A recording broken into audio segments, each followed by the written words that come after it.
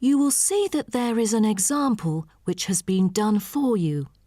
On this occasion only, the conversation relating to this will be played first. Good afternoon. May I speak to Emma's parent? Afternoon. I'm her father. Who am I speaking to? This is Emma's teacher, Jane Carson, calling from the Arts Centre. I'm just calling to talk about her drama class at the centre. Oh, thank you for calling. How's Emma doing in drama class? You know, she just transferred here last month, unlike the others in her class who have been taking the course the whole semester since June. So I'm a bit worried that she might not fit in so well. The father says his daughter Emma has been taking the course since last month, so C has been circled as the answer. Now we shall begin. You should answer the questions as you listen, because you will not hear the recording a second time. Listen carefully and answer questions 1 to 3. Good afternoon. May I speak to Emma's parent? Afternoon. I'm her father. Who am I speaking to? This is Emma's teacher, Jane Carson, calling from the Arts Centre. I'm just calling to talk about her drama class at the centre. Oh, thank you for calling. How's Emma doing in drama class? You know, she just transferred here last month, unlike the others in her class who have been taking the course the whole semester since June. So I'm a bit worried that she might not fit in so well. There's no need to worry. She exhibits a strong performance in her drama class. Is that so?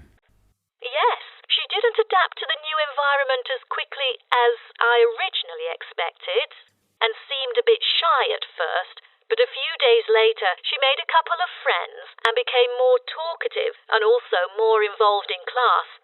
Emma really is a role model for others because she has always been an active participant during class. She voices her own ideas and is very creative. I didn't expect that, but I can tell that she really enjoys the course because she's been talking about it at home frequently these past few weeks. That's great to hear. Interest is always the best teacher. I also have to inform you that there's been an adjustment in the timetable of the drama class next term.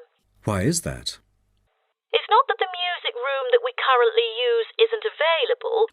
As there are too many enrolling for the coming semester, increased class size means that space is limited to house the whole class. Also, the new classroom we use is not available during the current time frame, so I'm afraid we have to change the time for it. I see.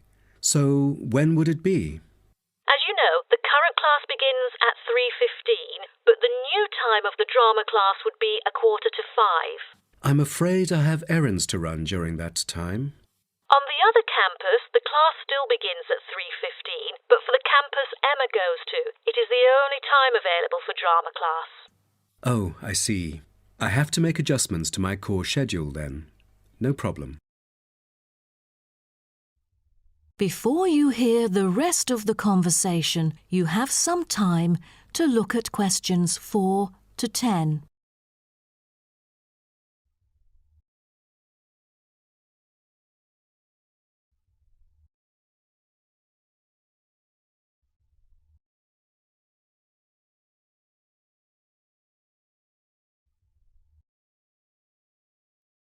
Now listen and answer questions 4 to 10. Miss Carson, I'm thinking about signing Emma up for another art course. I'm thinking about dance class.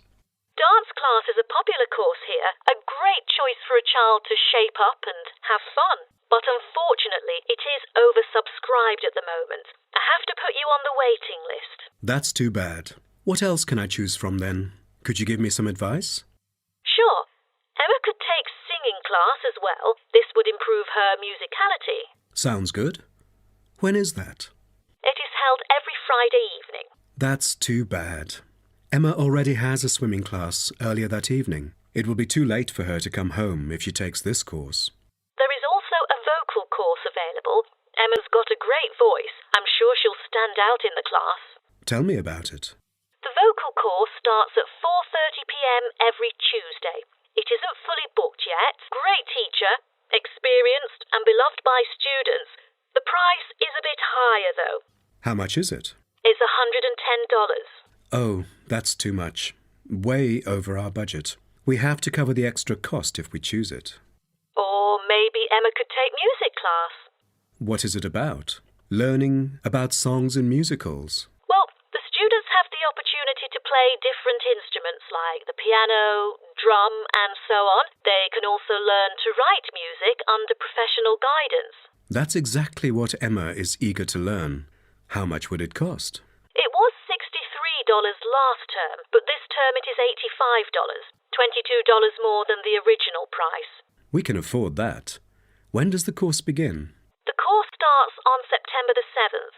Can we start 1 week later, on September the 14th? My daughter will be on a trip to France with her mum on the 7th. No problem, and the teacher for the class is Jamal Curtis. Just contact him if you have any further questions regarding the course. Jamal Curtis? How do you spell Curtis? Oh, it's Curtis. Thank you. That is the end of section 1. You now have half a minute to check your answers.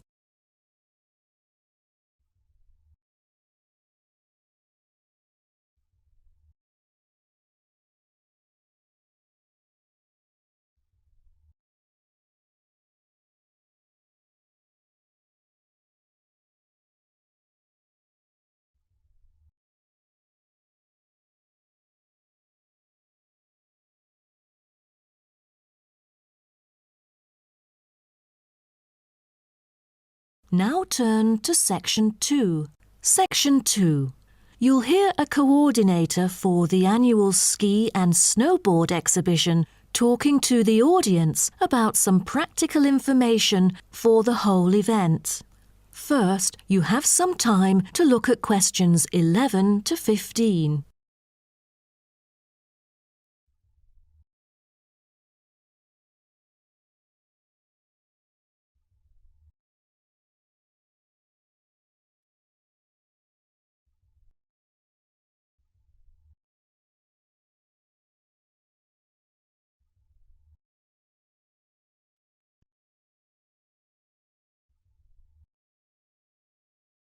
Now, listen carefully and answer questions 11 to 15. Good morning, everyone, and welcome to the annual ski and snowboard exhibition held from April the 8th to 17th. I am Mary Granger, coordinator of the event this year. The 10-day event features many highlights. As a snow sports lover, I know you are looking forward to a great time here. Now, I'd like to offer you some practical information about the whole event and what to expect from it. This might be the first time coming here for some of you, so for those who are still wondering about the right accommodation, I recommend Sky Hotel. It has its own health and sports clubs, just like most of the hotels here, but I love it because of its incredibly cosy beds, which guarantees good rest after an exhausting day of exploration. If you haven't brought your own equipment, like poles, boots and skis, they are available for purchase or rent at Ski Set or Snow Rental. The exhibition this year provides a colourful look into the history of skiing and an inspiring peek into the future prospects of the sport. Apart from the fascinating photo exhibitions and the most up-to-date skiing gear like always, this year we have added 4 computers which can imitate the process of skiing, ensuring the same physical activity and sensations that appear during the skiing process on downhill slopes. But I have to warn you that it might be quite time-consuming to line up for the free trial experience. Many have posed the question as to how to enter the skiing and snowboarding competition. Well, rather than filling out the back of the entrance ticket or bombarding the committee with emails, the most effective method is by checking out the exhibition newsletter delivered every month for availability. At the most beloved local event, the exhibition has also drawn attention from the press. Last year, massive media coverage was on the worrisome amount of snowfalls. In order to avoid the same predicament, several artificial skiing slopes have been built.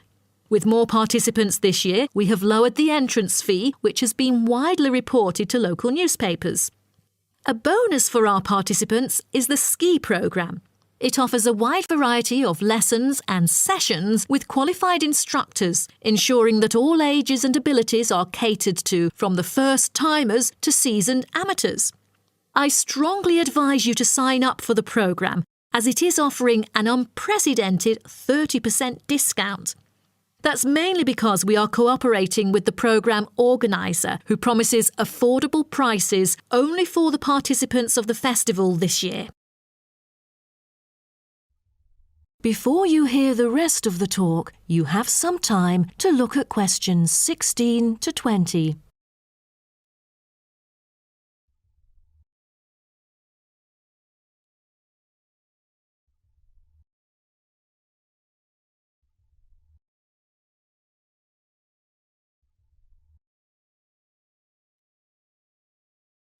Now listen and answer questions 16 to 20. Now, I would like to introduce you to the list of presentations during the following week so that you can better plan your schedule. The first presenter, Simon, is one of our best ski instructors. As an experienced instructor, he will inform you about the dangers that face skiers and snowboarders. Accidents happen mostly to those who are careless or ignorant. Good risk management involves considering both the probability and consequences of an accident. The next speech, titled Solution, is given by Jamie Kurt. A list of problems may occur to novice skiers and snowboarders, so he is going to offer useful information for first-timers on choosing the appropriate gears, the right dress code, and ways of protecting your skin. For instance, some of you may have rented the skiing equipment, but rental footwear is notoriously uncomfortable. Then, Jamie will provide instructions to help make your footwear fit better. The third speech is about a documentary introducing skiing and snowboarding and the difference between the two sports. It also depicts a group of snow lovers exploring new slopes with breathtaking views. The director, Andy Fisher, will be there, addressing the whole shooting experience. The fourth talk is about the tricks of skiing, presented by Harry Tyson. It is most useful for those who have already tried skiing yet still need more practice to master the sport. Harry will teach you how to turn more skillfully. A lot of people can keep their skis roughly parallel, but there's no point if you make it hard to work with and slide around out of control. Useful exercises will also be suggested to improve your parallel skiing technique so that you can tackle steeper slopes and enjoy yourself more. Jason Smith will be the last presenter, mainly addressing towards advanced skiers. He manages to apply snow climbing into skiing. Climbing in soft snow, you are floundering around. Walking becomes harder, so a good trick during climbing is to maintain a wider gait, approximately shoulder width, so that you are more stable while walking. This works for skiing as well.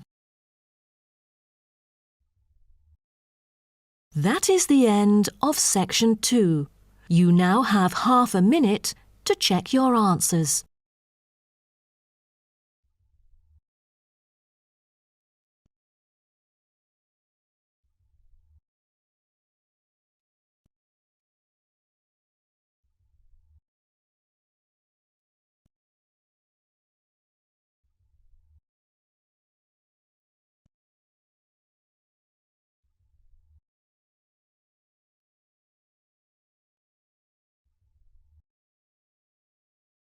Now turn to section 3.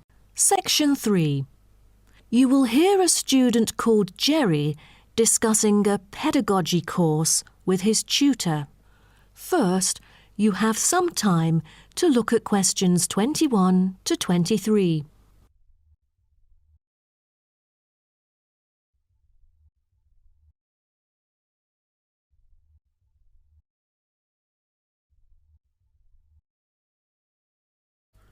Is there anything you would like to discuss?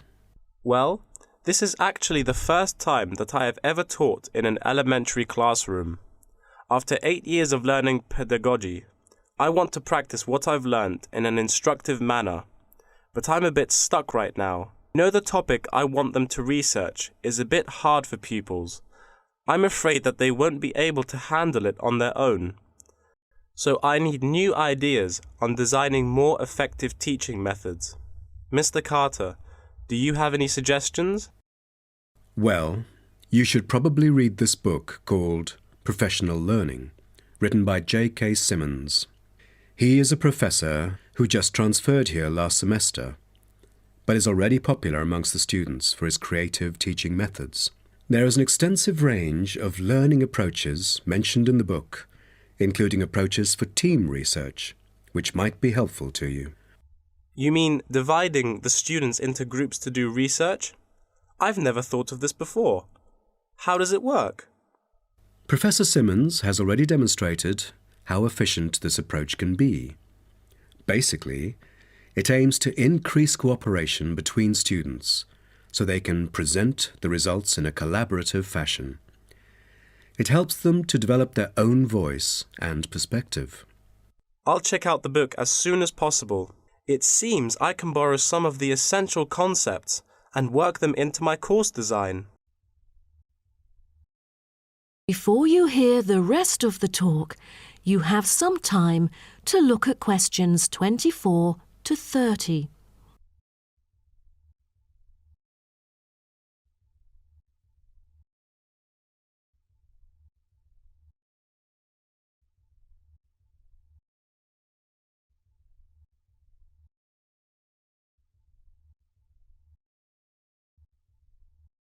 Now listen and answer questions 24 to 30. Well, I was thinking maybe I could use both observation and non-observation as a part of my teaching methodology. Could you take a look at my teaching plan? Sure. What kind of observational methods do you have in mind? For the observational part, I intend to include two approaches. First, the pupils can assess each other's behaviour. I feel that reviewing fellow students through criteria-based reference evaluation allows constructive feedback. It can also improve their understanding of the subject material. That's a smart move for a large class that would be hard to observe all by yourself. Also, you might want to get the feedback from several different individuals rather than just one. So how do you plan to carry out the peer assessments? Oh, every pupil will be required to write a diary, which includes group projects, presentations, and in-class discussions. They'll put down their remarks. I'll collect them on a regular basis, which can also help me see whether they can keep up or not. Good. What else do you intend to do? Besides that, I also plan to do video recording. I've already purchased a camera, just in case I miss anything important. I can go back and review their performances anytime I want. Would you record every in-class activity? No, I'll just keep track of an in-class simulation, which would require every pupil to fully participate. Students will act as members of a city council meeting, discussing issues like whether or not prohibition should be instated in the United States. This kind of teaching method is both inspiring and challenging. I can't wait to see how yours works out. Do send me a copy of the assessment afterwards, will you? No problem. So, what do you have in mind for the non-observational approaches? Well, my plan is to quantify the statistics. Numbers do not lie. It is the most direct way to measure their performance. See how well they've learned. Where does the data come from? I'll evaluate the test results, including the midterm, final exam, and pop quizzes, which would only take up about 40% of the overall assessment. Sounds like a lot of tests and assignments. Please remember that you don't want to wear out your students. Keeping them engaged is the key to efficient learning. Once they are exhausted, they just stop trying. Oh, I haven't thought about that. You are right. I don't want to frighten them with tons of assignments and exams. I'll make note of that. Thanks for the advice. I remember last time you mentioned questionnaires, right? That's true, but it is not for my students. In fact, they have to design their own questionnaires and choose the respondents using the internet. As a complement of other teaching activities, it would deepen the creative learning process. Is that all? Oh, the pupils will have to conduct interviews of their own, and for this, they get to choose anyone they like, including relatives, friends, and acquaintances to answer the questions. Seems to me that you have figured out most of your teaching methods, but you still need to polish some of the activities. That is the end of section 3. You now have half a minute to check your answers.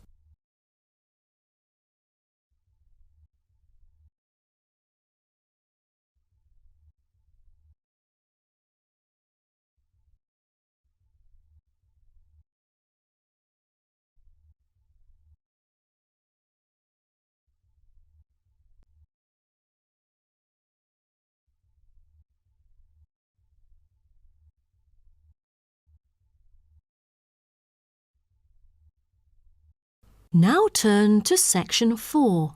Section 4. You will hear part of a lecture about urban migration. First, you have some time to look at questions 31 to 40.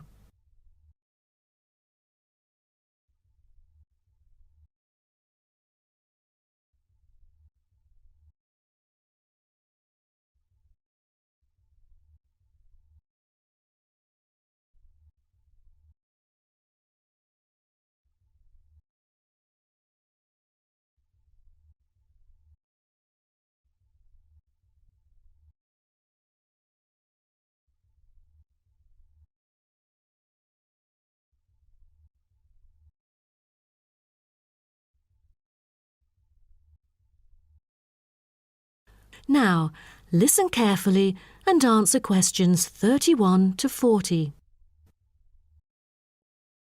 Good afternoon, and welcome to my talk on urban migration today.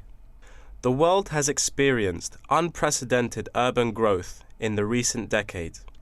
As much as 3% of Earth's landmass has been urbanized, an increase of at least 50% over previous estimates. Today, people living in cities already outnumber those in rural areas, and the trend does not appear to be reversing. In addition, cities have larger amounts of carbon consumption than rural areas. This is a result from two major aspects.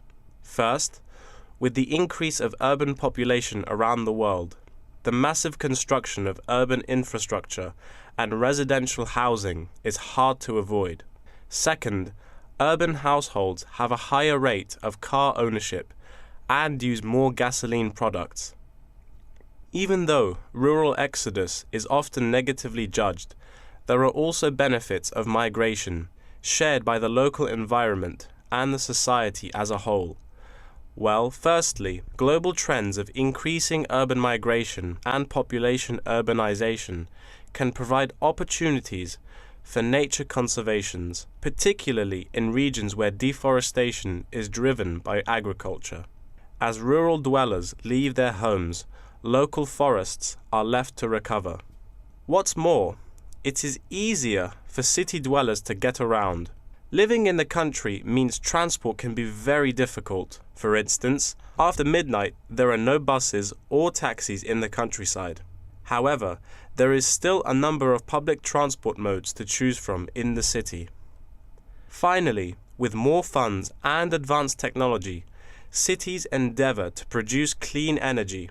New power plants have been built to take harmful methane gas created by the decomposition of rubbish and convert it into electricity. By doing so, an important greenhouse gas is turned into useful energy rather than being directly emitted into the atmosphere. The hustle and bustle of city life offers women the opportunity to explore different professions and pursue their own careers. Women in cities work as engineers, managers, and even football players. This change of roles has affected their marital status and family life. More women are choosing their careers over marriage, which raises the graph of late marriages.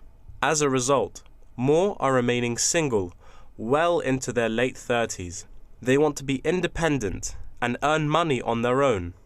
It is also easier for them to get a promotion while working in the city. Women are slowly achieving wider participation at work, while in rural areas, the mindset is still very conservative.